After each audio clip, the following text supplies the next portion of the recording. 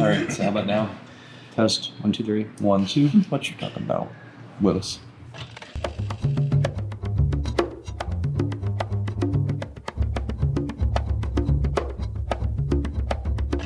So today we're going to talk a little bit about a couple of things similar to what we talked about in the past, but this is going to be focused on more demystifying conferencing solutions, taking some of the questions that we would maybe get from customers, things that we regularly hear about from customers that we want to directly address, concerns, issues, misconceptions, things like do we do BYOD, do we do appliance mode, and what those terms mean.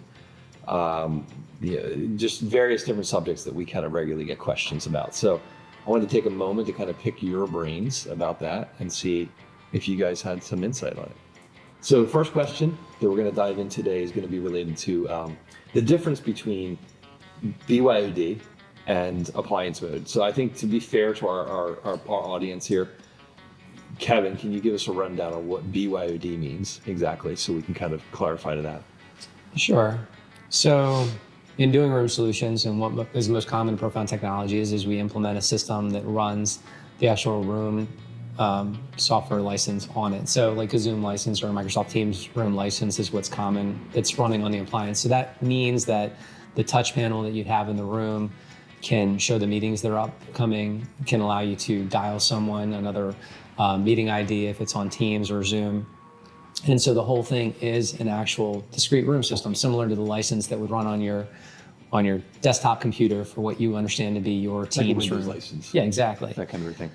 So then this concept came into being where, mostly because of interoperability and companies not cooperating with each other, there had to be this idea, well, I'm going to bring my own device. And so that device could mean your laptop, your personal laptop. It could also mean an iPad, for example, but just sticking with basic, bring your own laptop into the room, and then from that laptop run any room system that you would like. So things that might be a little bit more uncommon for people listening, like GoToMeeting or WebEx, even though WebEx is still kind of like struggling and kicking and breathing and trying to maintain relevancy. Let's not talk about blue jeans. Yeah, blue jeans or whatever. Pick your list of things that didn't really work out. It's basically a Teams world we're living in, and Zoom has a market share.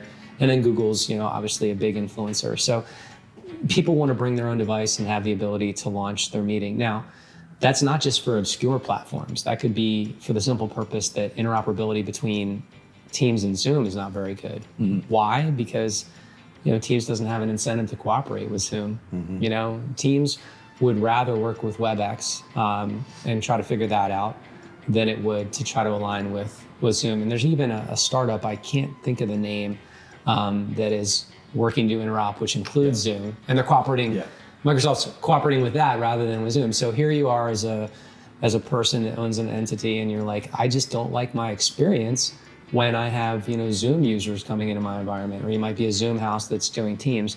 And for those who are listening, you might be familiar with this. If you're a Zoom company and you want to run a Teams meeting, it basically puts you in a WebRTC configuration, which is a really basic HTML type format for running meetings, and doesn't have the feature set of a pure Teams meeting, even to the point of sharing content.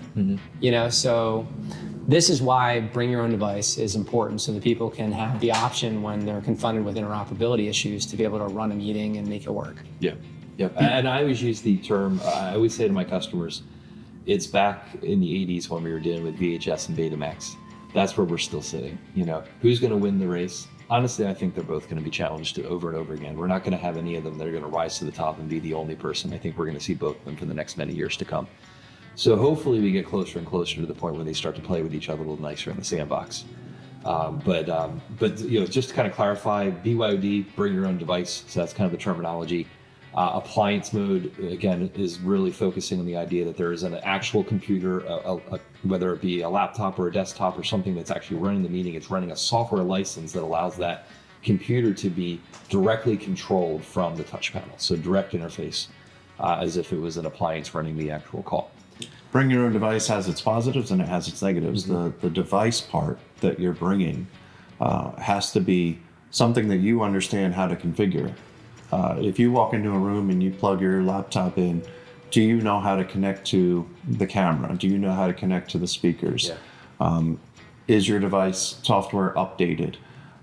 So you're essentially running the meeting on your laptop, and you're using the room's peripherals to do so. The camera, the mics, etc., even the display. Yeah, it's no different than back in the day when we would just have a little, camera that we'd stick on top of our laptop, plug it into USB. Yeah. Same concept, but we're extending that USB cable to you. Exactly. And so the positives are you get all of the additional interoperability because you're using native software on your laptop. The negatives are you're the person that the buck stops with you from a troubleshooting standpoint. You're the person that has to run the meeting. So you lose the advantage of being able to walk into a room and do what they call one-touch join, where you walk up to the touch controller and you hit one button and it starts your meeting. You lose that ability. Mm-hmm. Instead, you have to plug in your cable and you have to configure your settings to make sure that your meeting goes off without a hitch. Mm-hmm. So the positives are you get better interoperability. The negatives are that you have to do all of the technical aspects of running that meeting. Yeah. Whereas in appliance mode, it's already pre-configured, the device is ready to go, and you're walking in and you're using it with the limitations of whatever platform that device has been pre-configured for. Drivers loaded and all that kind of stuff. Exactly. Yeah, and I think there's even more issues. There's even more, in my mind, of problems there because you are then also dealing with the fact that where do you schedule the meeting? You're scheduling your personal room, right? So you can't necessarily invite people. You can't have someone else host the meeting. You can't hand over the meeting hosting and walk out of the room if you're done the meeting and somebody else is going to take over. There's a lot of those factors. I also think it's usability. It's not easy to do, and if you're an operation that is looking to make sure that this is something that your the secretary can set up and the guy in the IT department can work on, but then you can also have somebody in accounting who can set up meetings. You really want consistency. Mm-hmm. And I always tell my customers, frankly, that concept of doing BYOD is old school. I use that word all the time. It's old school. This is exactly what we had to do 5, 6, 7 years ago. Mm-hmm. And so that's what they're used to doing, but it doesn't mean it's right for today. And I understand there's some hurdles with interoperability that we do have to talk about in general, but that's kind of where my stance is. What's your stance, Kevin? Yeah, it's kind of a necessary evil, maybe is what you say. Yeah. It puts a lot of pressure on non-technical users bringing their laptop for the reasons that Brett shared. Meetings already have a lot of pressure. We try to make them easy so that our customers are delighted to just walk in and press one button. So then if you have BYOD as a mode, it just creates problems. But yeah, I would say it's just necessary still in this day, depending on how often your organization is needing to do meetings on other platforms and how important it is to have all the features of those platforms. So with that in mind, what are some alternatives for ways to get over that with still staying in the appliance mode scenario? Let's talk about that. What's your thoughts, Brett? It depends which platform you're on. Teams is going to allow you to do some interop, but it's not going to be as easy to set up those meetings ahead of time. So there's a lot more forethought that has to go into that.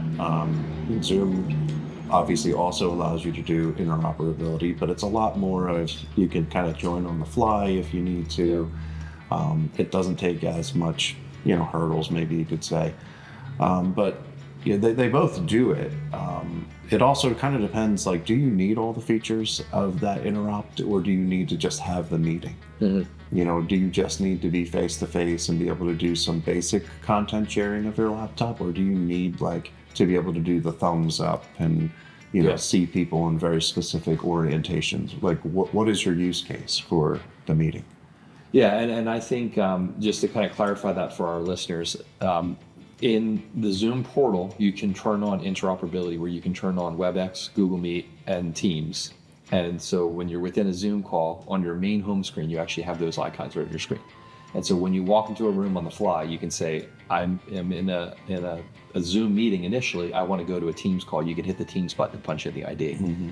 In addition, you can also send it via calendar invite. And once you send it via calendar invite, the system transposes the invite and actually pulls in the ID for the Teams call and then executes the call.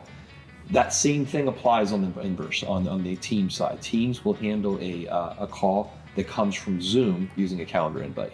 However, what you do miss is you miss the fact that you don't have that icon on the screen that lets you go up and push the button and execute it. So I think if you're a Zoom user, it's a little bit easier for you to be able to adopt both. Yeah, but it's gotten better over this past year in particular. Teams has gotten a little bit more supportive of interoperability. So I think that there's more options out there at this point for sure.